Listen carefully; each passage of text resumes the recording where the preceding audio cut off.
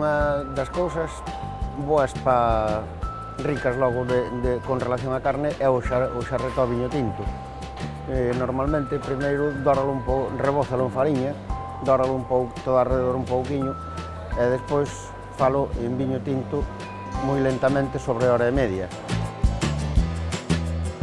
Desde que o vexas que está tierriña jugoso, incluso lle podes facer unha salsiña con cebola, allo, puerro e incluso zanahoria, todo ben pasado por un puré, entonces despois queda super jugoso.